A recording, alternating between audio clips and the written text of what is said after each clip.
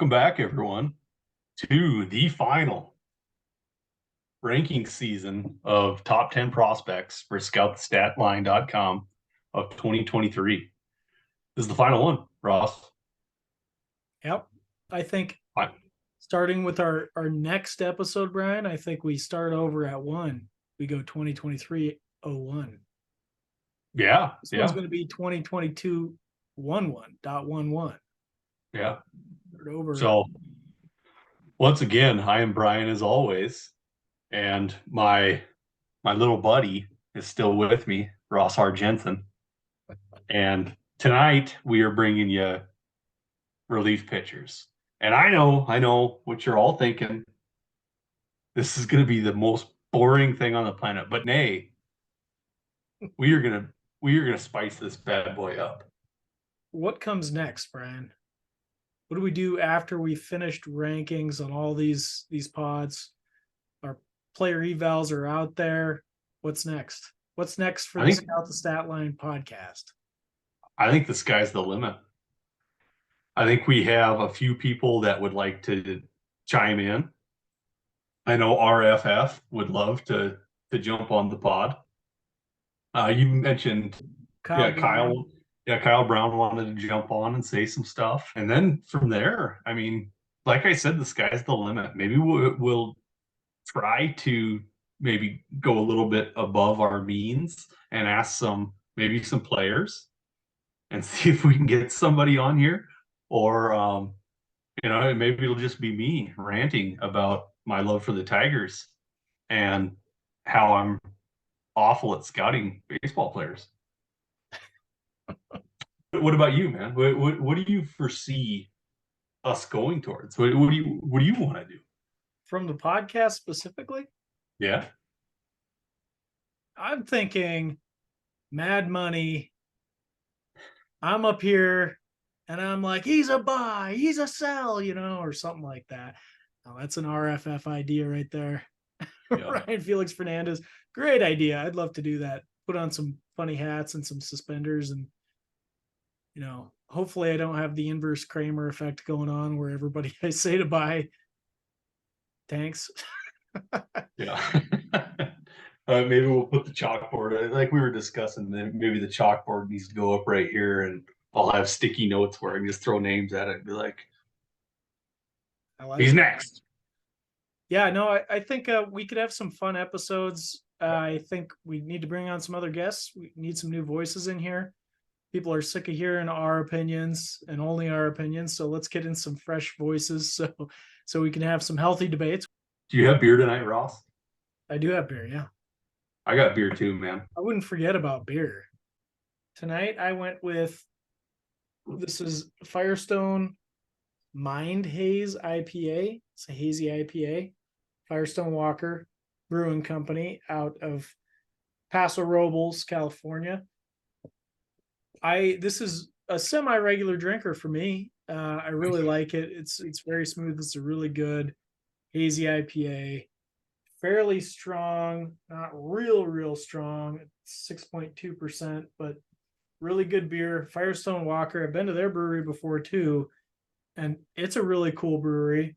Here's the pour. Really cool brewery. And they got some great beers. That looks like my kind of beer.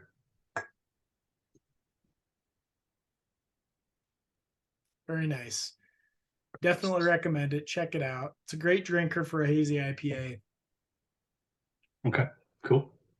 What do you got? Let's hear this. Tonight is a different kind of beer. I'm not one to do a lot of flavors in my beer, but tonight I'm going to do something that is Northwestern. Maybe a lot of people that listen to the pod outside of the Northwest region maybe don't even know about the Huckleberry.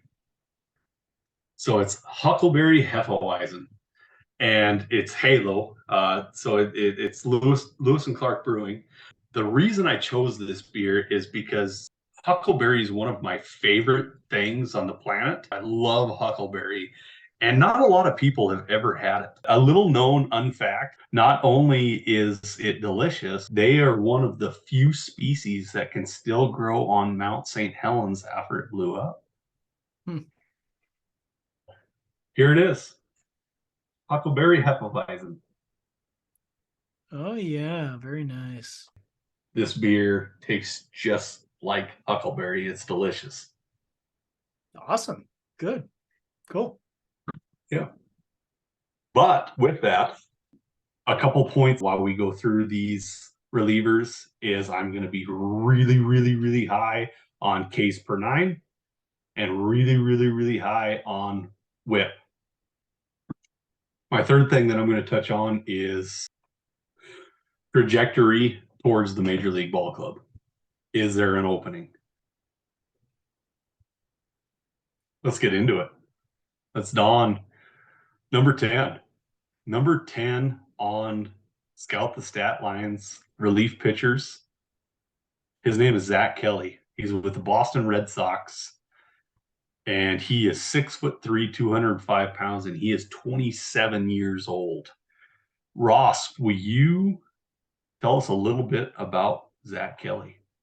I think for our relievers, we're going to do a lot more flybys than we are Yeah. on deep dives. But I do want to say this. We are going to find a lot more of those older guys when we're diving into these guys. So I'm going to really just go through the overview of their careers. Zach Kelly in the minors throughout his career has a career 3.07 ERA in 246 innings thrown.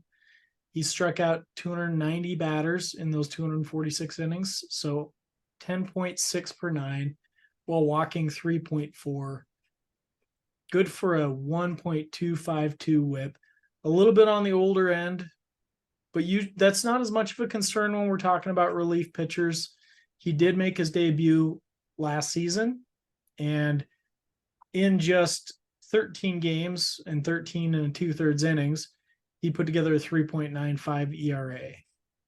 I don't know that we're looking at a closer necessarily here, but he could be a back end of the bullpen guy, a potential setup guy here. Yeah, and with Kenley Jansen at the Boston Red Sox, this could be a quick promotion. I don't know how much Kenley Jansen's got left. He's been doing it a long time, but Zach Kelly could be waiting in the wings. So this could be a good ad if he showcases himself. So that big deal.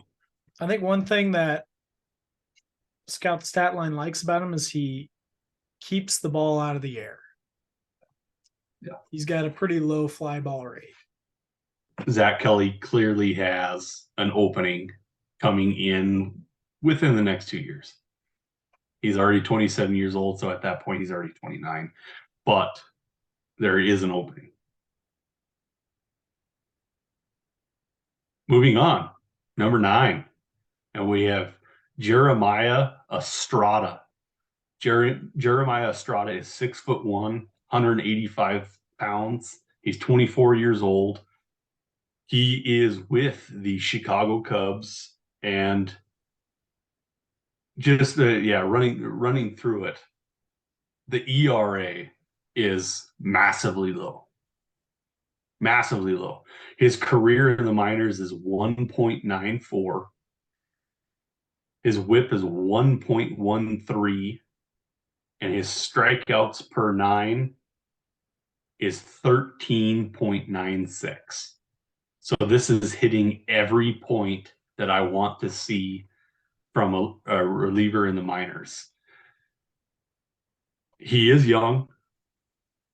He's on a really young ball club anyways, so that's a big deal because he can grow up with the Cubs just as, you know, they're moving through the ranks as well. I can't say that he's completely blocked. Like there's nobody that I'm stunned by in the Cubs relievers. Am I wrong on this? Nope, I don't think so. Yeah. Yeah, What do you have in Estrada? Estrada's probably one of my favorite names on this list. Yeah. If I'm being totally honest, you're right. His numbers in the minor leagues were pretty remarkable. His last year, across three levels: high A, double A, triple A. He had in 48 and a third innings pitched a 1.3 ERA and struck out 14 and a half people per 9 innings. And he did make his debut last year at age 23, and in just 5 2/3 innings, he had a 3.18 ERA. So he kept that pretty low despite walking too many people. 4.8 per nine, but he also struck out 12.7 per nine. So that whip was way too high, but it's a small sample and a pretty solid debut overall. I think there's a lot of promise here. The walk rate is the one thing to keep an eye on because that can ruin a reliever. Yep. Yeah, for sure. And he will not be 25 until August. So very young guy, and might be in the pros all year long, which I would love to see. I think he will be. Not blocked. Once again, not blocked in the Cubs system. Moving on to number 8, Nick Vespi with the Baltimore Orioles. He is 6'3", 215 pounds. He's 27 years old. He was selected in the 2015 draft, round number 18, picked 553 overall out of Palm Beach State, Florida. What do you got on Mr. Vespi? Okay, so aggregate on his career, 348 2/3 innings pitched, so quite a few innings under his belt. Overall, he holds a 2.79 ERA, striking out just over 10 per nine. And his walk rate is only 2.7 walks per nine, good for a 1.073 whip. Going back to 2021, he was entering the highest levels of the minor leagues. He struggled a little bit at AAA. And again, walking batters seemed like it was an issue for him.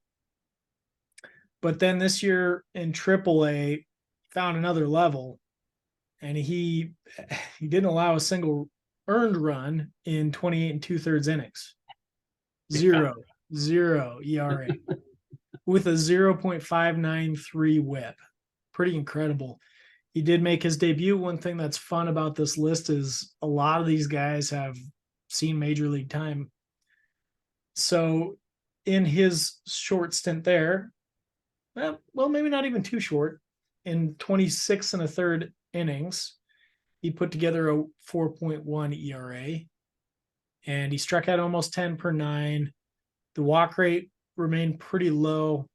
He was allowing some hits. His whip was 1.405. So I think there's potential. Now we're talking about the Orioles, and it looks like Felix Bautista is the man there. And then there's Dylan Tate for the setup role. So he's going to have to battle to get in there. But we're talking about relievers, and injuries happen all the time. And if they do, he's got a chance to secure back end of the bullpen role. Yep. Dylan Tate did get hurt. So Dylan Tate's going to probably miss the first month and a half, maybe 2 months. It looks like Baltimore probably tried Vespi out as a starter in 2019. That got squashed with the lost season of 2020. I would say that this is a perfect place for Mr. Vespi. Young ball club coming up through the ranks. He's got plenty of time to sit in the bullpen and figure out his way through. The stats are backing him on being a good relief pitcher. Obviously, tough to say with relievers. And we're going to say this a lot throughout the podcast tonight. It's really tough to say how these guys can hold up in a relief pitching role. I like him. I like him quite a bit. Yep. There's some potential there, no doubt. Yep. Definitely a guy and that's going to be another thing that we're probably going to say quite a bit is these are keep an eye on these guys. They're going to be on the waiver wire. Nobody's going to own these guys. But when they get the call up, you can throw them in there, see what they got as a reliever. And then when the save opportunities and the big blow up happens, cool. Moving on, Mr. Andrew Nardi with the Miami Marlins. He's 6'3", 215 pounds, 24 years old. He was drafted by the Marlins in round 16 of the 2019 draft at 471 overall out of Arizona. Mr. Nardi's stats read as 122.2 innings pitched. His ERA is sitting at 2.64. He's got 14 saves out of 19 save opportunities. His whip is 1.08. Great place to have a whip. And his strikeout per nine is 12.99. This would be somebody that I am going to be all over as soon as he has a full-time gig. I want to tell everybody that is going to listen to this that Andrew Nardi is going to have a really solid place in a young Miami Marlins team that isn't blocked, and he's had a great career so far. In 2022 in particular, 2.29 ERA in 51 innings. Pretty good. He really turned it up that last year, AA and AAA. He did get a taste of the major leagues, 14 2/3 innings, and he got blown up. So Yep. it might have been a little early for him, and his problem was just out of control. He was just out of control. Yeah. He was walking 8.6 batters per 9 innings. So he's shown some erratic control in the past. So that's something he's going to have to keep under wraps. And it looks like his last 2 years in the minor leagues, he did a really good job with that. So he'll just have to get back in that groove. This happens a lot with young players, pitchers in particular. They come up, they get the jitters, they're nervous, they're overthrown, whatever it might be. They lose a little bit of that control that they've worked really hard to gain. And we could be seeing some of that from Andrew Nardi. But I do agree. I think a back end role looks like it's in his future, and he's a guy that you want to nab. Yeah. At least put on the watch list. Yep. All right. Jumping to the next one, we have Mr. Chase Lee. And Chase Lee is 6 foot, a slender 170 pounds. He's 24 years old. He got drafted in 2021 by the Texas Rangers, round 6. Pick 164 out of College, Alabama. Break it down, Ross. Okay, Chase Lee. Now, this one's probably going to take a little bit of explanation. Yeah. Because in 73 and a third innings, his ERA is quite a bit higher than the other guys that we've already touched on at 3.93. The strikeout rate remains healthy at 12.4 strikeouts per 9, similar to a lot of these other guys. And he's got a low walk rate at 2.7 walks per 9. In college, I want to go back a little bit to his time in Alabama. He was a reliever there as well. Pretty lights out, 1.87 career ERA there. So he's got a long track record of effectiveness. But what Scout Statline is seeing specific to his xFIP, which is what our ranking is based off of, projected xFIP, is that he keeps the ball out of the air. That's a huge factor here. So the fly ball rate is very low. And they're saying that usually is going to lead to less home runs. It's going to keep that ERA down. We'll see if that turns out to be true with him. There is a gap between his scaled ERA. I say scaled as in that's what it would look like if we were to just take it and say, with the gains that players get, what does it look like by the time that they peak? There's a difference here, pretty stark difference. 4.19 is what they're saying for his ERA, but his xFIP, expected fielding independent pitching, is just 3.37. So they're saying underlying variables there suggesting his ERA should be lower. Bad luck. Bad luck. Yeah. We're talking about 73 and a third innings pitched. It's not an insignificant sample, but it's not really large either. So it's possible that there's luck involved there. I mean, we see it in the major leagues all the time, right? You could have a guy that's throwing 220 innings one year, he's got a 5 ERA, the next year he's got a 2.5. So it happens. Really like the counting stats with Chase Lee. In 2022, he had 10 holds and 7 out of 7 save opportunities. One more thing I want to point out regarding the projections. One other factor on here is home runs allowed per 650 batters faced. And out of everybody on the list that we're going to cover tonight, he's got the lowest. So as I was saying, he keeps the ball out of the air. He's not allowing home runs. That's a factor when you're a reliever and you are going to get a small sample worth of, I don't know, batters faced, innings pitched. It's definitely a factor. You allow some home runs and your ERA is going to balloon. Yep. The reason I wanted to highlight the holds is because a hold is something very interesting to me. He is able to hand the ball off to the next person. And with a minor leaguer, I think that's pretty important, especially with 10 of them. 10 in 2022 is important to me in the minors. And then not blowing a save opportunity too. Moving on, we are going to Cole Waits, and he is with the San Francisco Giants. He's 24 years old. He's 6'3", 180 pounds. He is out of West Alabama College. He was drafted in 2019 by the Giants in round 18, overall 536. And Mr. Cole Waits' stats in the minors, sitting as it is right now, he had a rough go in his rookie year. So a little bit ballooned, but his career looks as 2.74 ERA in 72.1 innings pitched. He struck out 135 batters. He's had 11 save opportunities. He's got 10 holds, and his whip is 1.16 or 1.16, and his K per 9 is 16.80. His stats in 2021, his strikeout per 9 was 20.93. So this is a heavy strikeout reliever.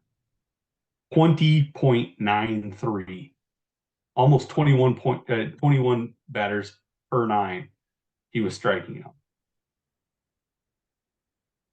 What do you think, Ross? That's a lot of strikeouts. 16.8 through his career, 16.4 in 2022, spread across high A, double A, and triple A. Yeah, that's a lot of strikeouts. And he is, out of everyone on this list, and maybe close to everyone out of all relievers, he has the highest peak projected strikeout rate of any reliever. Yeah.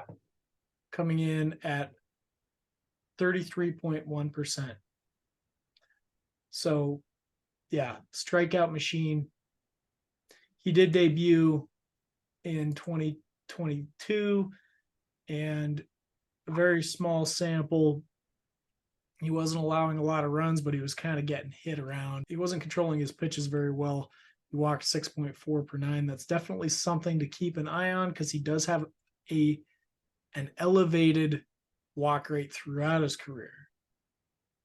Throughout the leagues, it's at 5.1 per 9.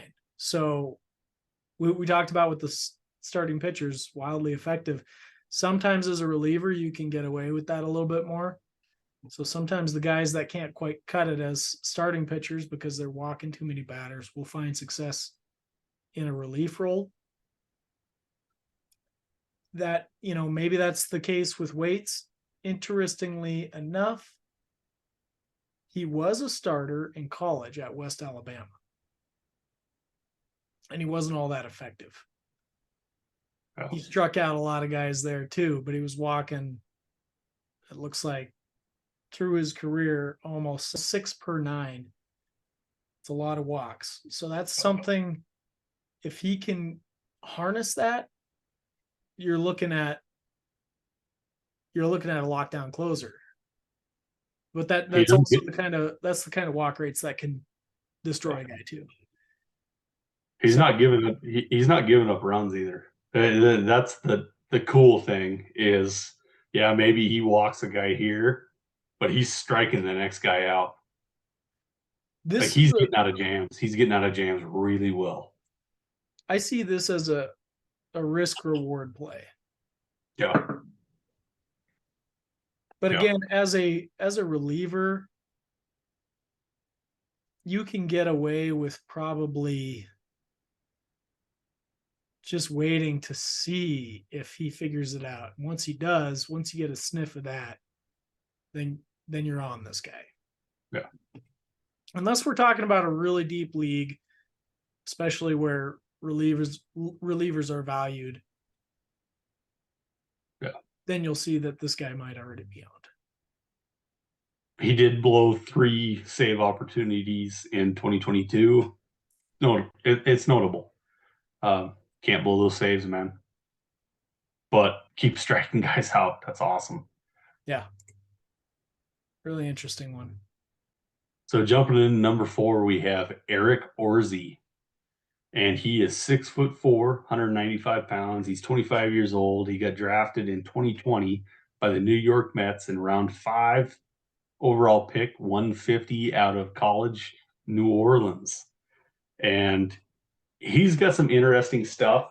Once again, relievers are really hard to look at, but I think he's got a pretty good profile of what you guys want to see. Ross, will you break it down just a little bit? Yeah, absolutely. He's 25 years old now. Eric Orzi. I mean, it's almost the opposite of the guy that we just talked about, and probably more similar to Andrew Nardi, where he's in his minor league career, he's allowed some runs to get through. Man, 2022 runs allowed per 9 innings, almost 6. His ERA was 4.83. It's quite a bit higher in 50 and a third innings. It's not like it was a small sample. Scout the Stat Line is chalking a lot of this up to some bad fortune. He does, his other ratios are pretty solid. He strikes out 12.3 per 9. He only throughout his career has walked 2.5 batters per 9 innings. Scout the Stat Line is chalking some of this up to some bad luck. And his xFIP is coming in at a projected peak of 3.72.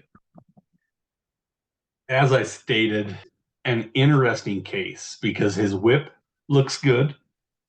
His K per 9 looked good, but then his ERA is just trash. That's what's really frustrating about a reliever. Like he's doing all the right things except for that very moment when he gets shellacked. And that's exactly what we're seeing in this profile right now. So I think he's interesting. I really do, especially since he's debuting on STS as the number 4 relief pitcher of 2022 or 2023. I just don't see it. I don't understand why it's there. But as you stated, it sounds like a little bit about bad luck. So he did allow 11 home runs in 50 and a thirds innings pitched in 2022. Yeah, you scale that to 200 innings pitched, 44 home runs allowed. That's a lot of home runs allowed. Yeah. Now, would he actually allow that many home runs over the next 150 innings pitched? I don't know, but in 2021, in almost the same amount of innings pitched, he only allowed 5. So they're saying he got touched up. Some people made some strong contact against him that maybe normally wouldn't have. I don't know if that's going to be the case or not. We're going to have to wait and see on this one. But if so, that's the culprit. That's what they're seeing. Though personally, I'm with you. I probably wouldn't have him in my top 10 for relievers. There's other guys out there that are interesting with smaller samples that I'd probably move up there. Moving on, number three, already the number three. We have a 21-year-old, and he was drafted in 2019 by the Texas Rangers in round 18, pick 535 overall out of high school North Atlanta, Atlanta, Georgia, and he goes by the name of Mark Church. Mark Church is another fun one for me. He's interesting as he strikes out 14.97 in his K per nines through 2 seasons. And he only his whip is only 1.18. Once again, his ERA is at 4.24. So he's getting touched up a little bit. He's converted 8 out of 11 save opportunities and has 6 holds. I think the kid's just growing up. I mean, he's only 21 years old and he's with the Texas Rangers. This could be somebody to keep your eye on and see if he can kind of calm down what's going on. Is everything kind of pointing towards that direction, Ross? Yeah, the underlying data is great. Yeah. Very high strikeout rate, very low walk rate throughout his career. I don't know what it is with this guy, but I know his name was popping up really high for a long time. I think he was lights out for most of the year. And then he just got shelved, Yeah. maybe fatigue potentially. Yeah. Could be a lot of things. He's still just 21 years old. So he's young and he's, it looks to me like, okay, so he was at high A and he was at double A in 2022, and double A, he just got shelled. Yeah. That's where all of his bad numbers come from. At high A, he had a 2.9 ERA and was striking out over 15 per nine, hardly walking anyone. So it was just a different ball game. Maybe he got challenged. Maybe there was some fatigue in there by that time in the season. I think this is probably one of the top guys that you want to target for relief pitchers, at least for your watch list. Yeah, he's not a big guy yet. He's only 189 pounds, and this could be a little bit backdated, but you throw 20 pounds on him, and he can start getting some more innings in him and not having those blowups. That's another thing about relievers. I mean, one inning of a grand slam, and your ERA is gone for the whole season. Like, Well, that's all it takes is one grand slam, man. We were just talking with Orzi, the home run rate, and it looks like Mark Church is just as bad or maybe worse. He allowed 11 home runs as well, same as Orzi, but less innings pitched. So his home run rate is pretty high. It's higher than Orzi's, highest on this list. So he's gonna have to keep the ball in the ballpark. You throw that one meatball across the plate, and man, it's your ERA is toast. Everything else looks great, but that one meatball just smoked you. Yep. Similar to Orzi and Tenardi, projected peak ERA is way too high, 5.3, but his projected expected fielding independent pitching is 3.11. Stark difference. Yeah. Jumping into the next one has got to be one of the best names in all of the major leagues. And I have kind of a love for names. I call it the Hall of Fame name game. And this guy would top the list. And his name is Phoenix Sanders. And he is with the AAA affiliate for the Baltimore Orioles. He was drafted in 2017 by the Tampa Bay Rays, round 10, pick 289 overall out of College South Florida. God, that's a great name, Ross. What do you think? I think the Rays are great at developing relievers. Yeah. And they moved him to Baltimore, or he moved to Baltimore in 2022. But over his career, and we're talking about now a 27-year-old, Yeah. he has a career 3.46 ERA in 260 innings pitched. So we've got a pretty healthy sample size. 315 strikeouts, almost 11 per nine, and a walk per nine rate of 2.5. Not too shabby. So another guy that's going to be competing with Vespi and Tate to see if they can fill the shoes of Bautista if he goes down with an injury. But it looks like the Orioles are getting a good stable of young guys that are major league ready to come into the bullpen. And you know what that means? It means that they think they got a window to compete. That's what I think. They're getting close. Maybe not this year. Getting closer next year. Yeah. This would be solid. this would be a guy that I'd be very interested in, and he's firmly implanted on my watch list just to see what happens with the rest of the bullpen, to see if there's anything that transpires as far as injuries. Dylan Tate's hurt, and how fast he can move up through there. He's got a really good K per nine. His K per nine is at 10.9 overall, and his whip is at 1.16. So that all makes sense. And then he's got a lower ERA of 3.46. So pretty decent. He converted 15 out of 19 save opportunities in 2019. Everything else is, I think he's been bounced around just a little bit between the majors and minors. So we don't have a full set of what we want to see. But yeah, firmly entrenched in a watch list. I really want to see what else he can do, especially in the major leagues. Phoenix Sanders, great name. All right, we're going to get into number one. Number one overall ranking in Scout the Statline relievers, and going to be the last person we talk about in our ranking season. I'm a little bit like distraught about this. I don't know what else I'm going to do with my nights. It's a big deal.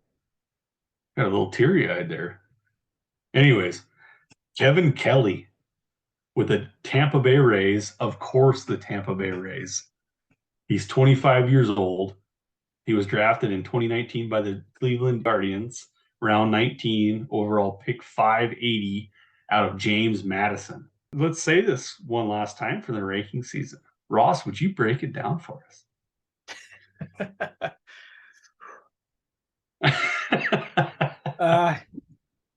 We're seeing another Guardians Rays connection here. They're amazing at finding it, man. They're amazing at building their rosters. Yeah. There's a glut of guys. Pete Fairbanks. In the Rays organization. I mean, you know, they like to use that carousel, so maybe he'll get some save opportunities, but yeah, they got a lot of good relievers in that system. It might be an opener. So Kevin Kelly, let me go through his career real quick. In 130 and 2/3 innings pitched throughout his career, he's got a 3.17 ERA. He's struck out 181 batters, good for 12.5 per nine. And he's only walked 2.2 per nine. Really low walk rate. That's great. What Scout the Statline is seeing in him is he's got an extremely low fly ball rate. He doesn't allow a lot of home runs. He's keeping the ball in the ballpark. It's going to be important for those late innings. They really like him. They see him here in the current balancing of having, and keep in mind, relatively new, the pitching rankings are, so there might be some rebalancing coming over time. But they see him with the current balancing as being the best reliever relieving prospect in the game. And we'll probably see Kevin Kelly in the major leagues in 2023. Yeah. There you have it. So yeah, he's converted 13 out of 18 save opportunities, and he has 10 holds. So he knows how to do it. Yep. And all the statistics show that he's going to be a good reliever. And Tampa Bay, they know what they're doing. Cleveland Guardians, they know what they're doing. So I have no reason to believe that this isn't going to be a really good reliever. Firmly entrenched on a watch list. These are not guys that you want to go out and get, like, hey, go get them. No. These are guys, you just keep an eye out for them. If they're on your waiver wire list and still have prospect status, which they all should, throw them on your minor league roster. Why not? It's not going to hurt you. Yep. So we finished our top 10. We finished ranking season. Yep. But before we finish this episode, I do want to talk about a couple guys that did not make our list, but I think are worth mentioning. I think are worth putting on a watch list. If you're in a really deep league, relieving is important. So I'm gonna throw out their names. Yeri De Los Santos, 24 years old with the Pirates. Alec Jacob, 24 years old with the Padres. RJ Dabovich, 23 years old with the Giants. I'll also throw on Eric Torres, 22 years old with the LA Angels. I think these are all guys that you probably want to put on that list to watch. There's going to be a lot of variability, especially when it comes to relievers, because their samples are so small. As you were saying, they allow a flurry of home runs. Their entire trajectory has changed in a statistical analysis like this. So I want to throw out some more names just so people can keep an eye on. Yeah. It's more churn-based than your other positions oftentimes. So it's very important to have really good relievers. And I hope we gave you guys a good taste of that tonight. So with that is the ranking season. That is the end of the ranking season. And now we're going to have some fun. We're going to have a little bit of fun. The rest of the season, we're going to be talking about, I don't know what we're going to talk about. I don't even know yet. I'm going to figure it out, though. I'm excited. You excited? Yeah, me too. Yeah. Heck yeah. Hope everybody else is excited. As always, I am Brian. That is RJ. We're going to talk to you guys real soon. All right. See you guys.